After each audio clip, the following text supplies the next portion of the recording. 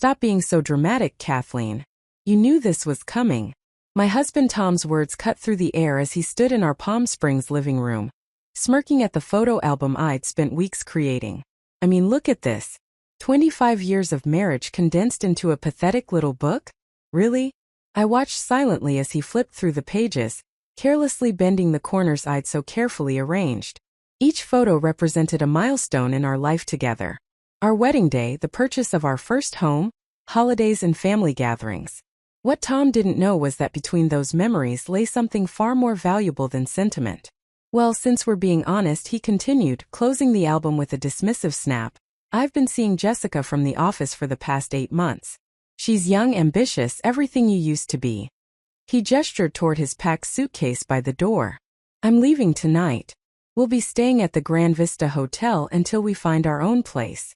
Jessica, his 28-year-old intern. Of course, I'd suspected their affair since I noticed his late-night meetings and the mysterious perfume that clung to his shirts. But I kept quiet, biding my time, waiting for the right moment.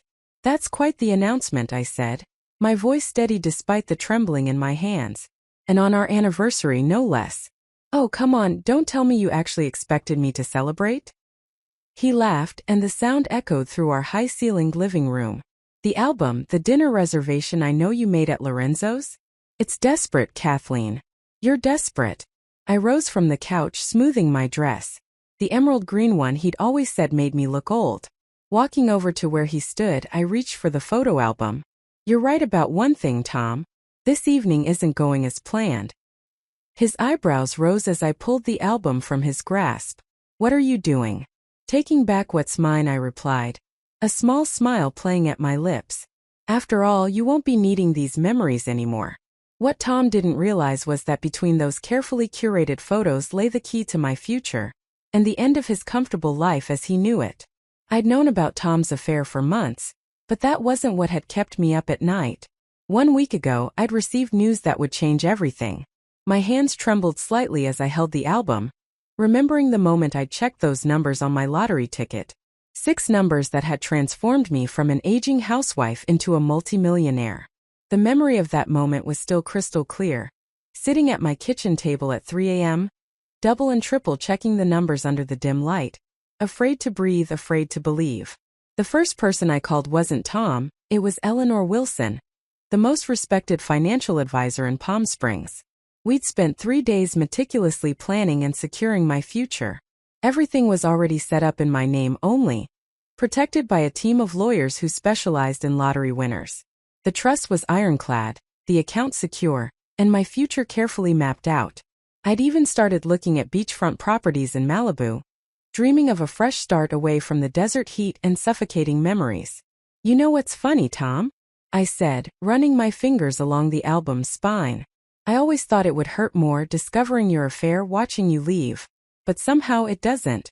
I thought about all the signs I'd ignored over the past 8 months, the late nights, the secret phone calls, the mysterious weekend conferences that never seemed to have any paperwork attached to them.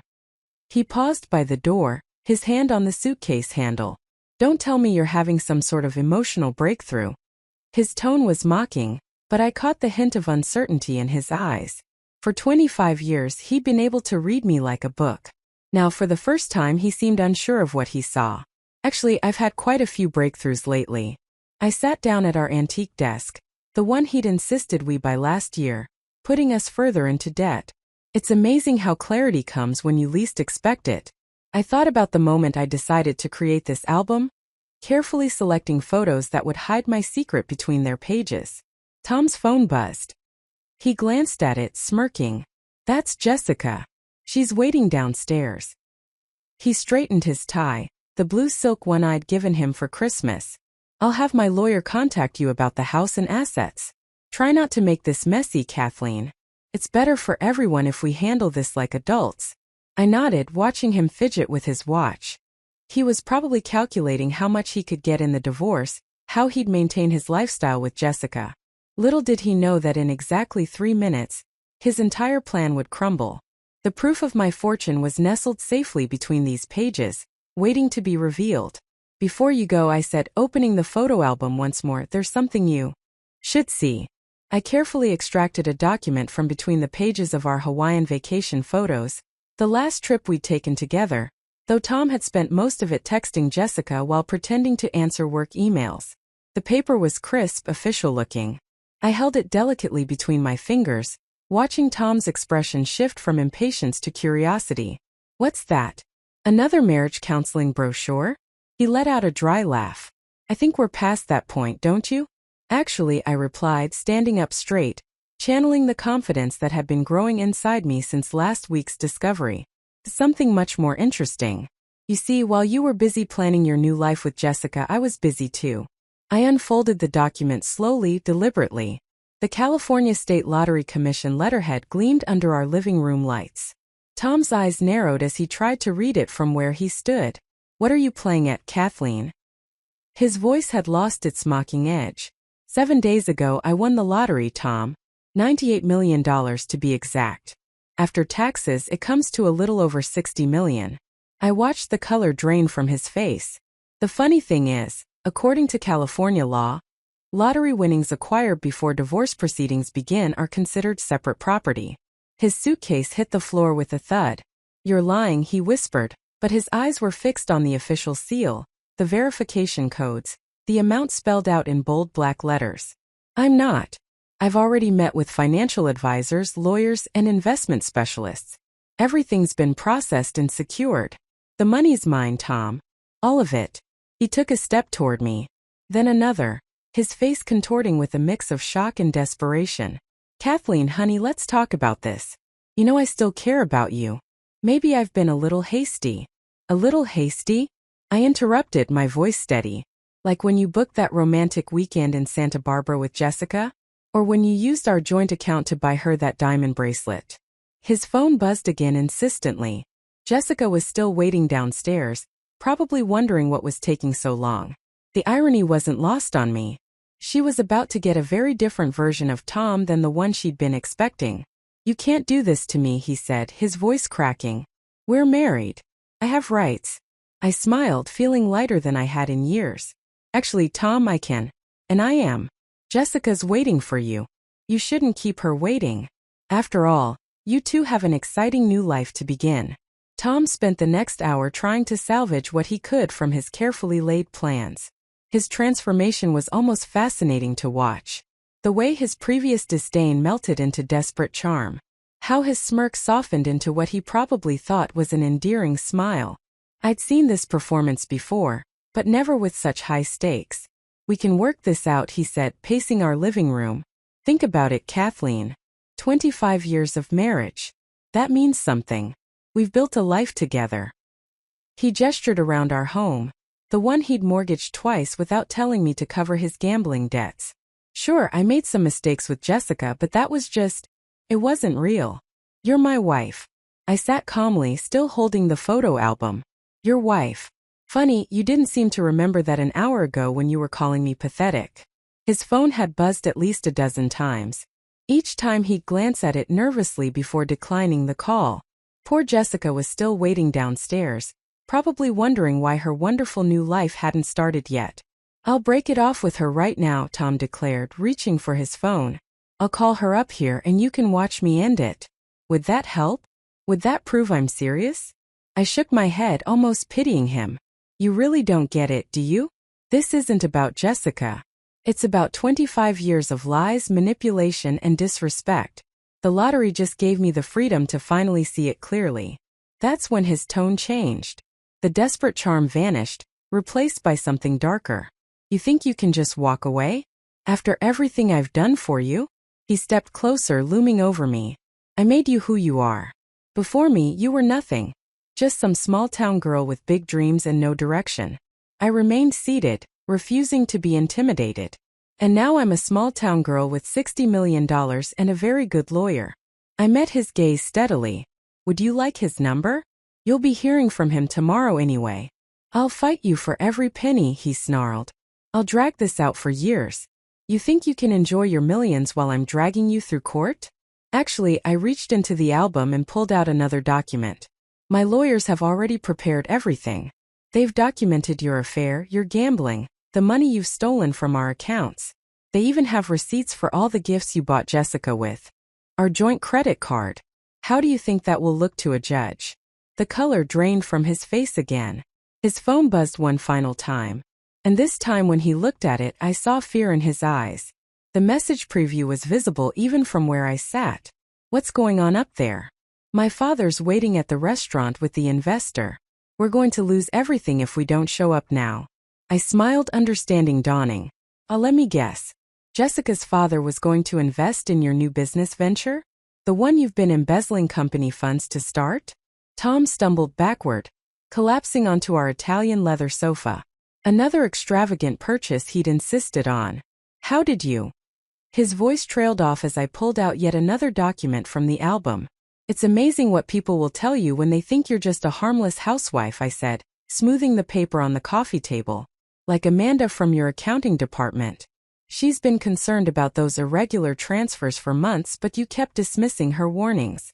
She was quite relieved to finally share her documentation with someone who would listen. You've been investigating me. His face contorted with rage. You had no right.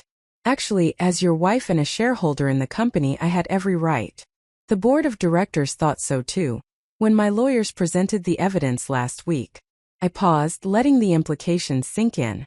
They're meeting tomorrow morning to discuss your position, though I suspect that discussion will be quite brief. His phone buzzed again. This time he answered it, hands shaking. Jessica, I can't make it. Something's come up. He winced, holding the phone away from his ear as angry accusations poured out. Finally he hung up, looking deflated. You've ruined everything, he whispered. No, Tom. You did that all by yourself. I just refused to play along anymore. I stood up, walking to our floor-to-ceiling windows that overlooked the city lights. You know what the funny thing is? If you'd just been honest, if you'd asked for a divorce like a decent human being, I probably would have shared some of the lottery money with you. Not half, but enough. And now? Now you get nothing. I turned back to face him. Well, not exactly nothing. You get to keep all the consequences of your choices. The board will be pressing charges for the embezzlement, by the way. They're particularly interested in those offshore accounts you thought nobody would find. Tom's face went from red to pale and back again. He lunged for the photo album, probably hoping to find more documents he could destroy. But I'd already removed everything important. What remained were just photos. Memories of a life that no longer existed. You calculated. Manipulative. He cut himself off, apparently realizing the irony of his accusation. I learned from the best, I replied calmly. Though I have to thank Jessica too. If she hadn't been so eager to brag about your plans together at her yoga class, I might not have discovered the embezzlement so quickly. Her friend Olivia was very chatty after a few glasses of wine. The truth was finally dawning on him. Every careful plan he'd made, every scheme he'd constructed, was crumbling. He wasn't just losing his comfortable life with me or his future with Jessica. He was losing everything. The police will be here soon, I added, checking my watch. Amanda filed the official report this afternoon. I'd suggest using this time to call a lawyer. A criminal defense one. You're going to need it. A sharp knock at the door made Tom jump. His eyes darted around the room like a trapped animal's, searching for an escape route. Our penthouse was on the 15th floor. There wasn't one. That'll be Detective Harrison, I said, walking calmly to answer it. He's been very interested in those offshore accounts. Wait. Tom grabbed my arm, his fingers digging in painfully. We can work something out. I'll sign whatever you want. Divorce papers, a confession about the affair, anything. Just don't do this. I looked down at his hand on my arm, then back at his face. Remove your hand, Tom. Now. The knock came again, more insistent this time. Tom released me, stepping back. You don't understand. There are other people involved. Powerful people. This gets out. Oh, I know all about your powerful people, I replied, straightening my sleeve. Like Michael Anderson, who's been helping you hide money through his shell companies. He rolled over on you 3 days ago. Turns out he's more afraid of federal prosecution than he is of you. Tom's face went ashen. That's impossible. Michael would never. He did. Right after the FBI showed him proof that you were planning to pin everything on him. I smiled slightly. Your text messages were very enlightening. You really should have been more careful with your phone password. 1234 isn't exactly Fort Knox. The knocking had become pounding. Mr. Thomas Wilson. Police? Open the door. Tom made one last desperate attempt. Think about what this will do to your reputation. Everyone will know you sent your husband to prison. Is that what you want? To be known as the vindictive wife who exposed a criminal? I interrupted. Who helped uncover millions in corporate fraud? Who protected innocent investors from a scam artist? Yes, I'm comfortable with that reputation. I opened the door to reveal Detective Harrison and two uniformed officers. He's all yours, Detective. I believe you'll find his phone particularly interesting. He was just about to delete some incriminating messages. Tom's face contorted with rage as the officers approached him. You planned this whole thing. The photo album, the anniversary dinner, it was all a setup.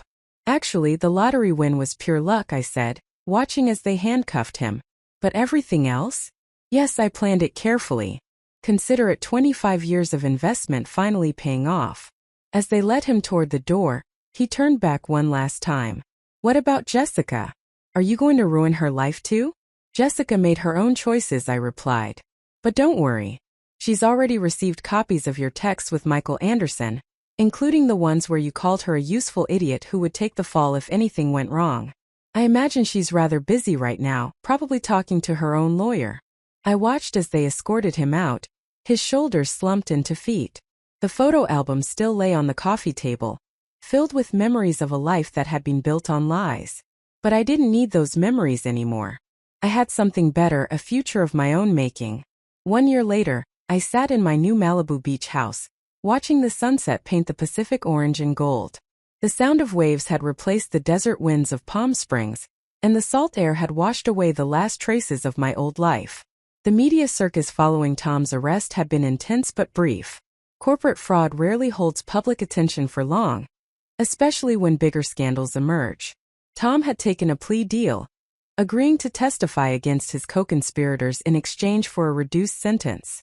8 years instead of 20. Jessica had fled to Arizona after the scandal broke. Her dreams of being a wealthy executive's wife shattered. I picked up the morning's paper, another article about the case, this time praising the whistleblowers who'd exposed the fraud. My name was mentioned, along with Amanda from accounting, as key figures in uncovering the scheme. But that wasn't the story that interested me. Instead, I focused on the business section where my new charitable foundation was featured. The lottery money had given me freedom, but it was the foundation that gave me purpose. We specialized in helping women escape financial abuse, providing resources and support for those trapped in situations similar to what I'd endured. Every success story felt like a personal victory. My phone buzzed. A text from Eleanor Wilson, my financial advisor. The foundation's latest investment had paid off handsomely. More money to help more women. I smiled, thinking about how far I'd come from that night with the photo album. Sometimes the best revenge isn't about destroying someone else's life. It's about building your own better than ever. Last week, I received an unexpected letter from Tom. The prison envelope sat unopened on my desk for days before curiosity won out. Inside, I found pages of apologies, explanations, and pleas for forgiveness. He'd found God in prison, he wrote, and wanted to make amends. He also mentioned hearing about my foundation's success and suggested that perhaps we could work together once he was released. I had to laugh at his predictability. Even behind bars, he was still looking for angles, still trying to scheme his way into money. I shredded the letter without responding. That evening at a charity gala for the foundation, I found myself sharing this story with James, a widowed investor who'd become a major donor to our cause. His genuine laugh matched mine, his eyes crinkling at the corners as he shook his head in disbelief.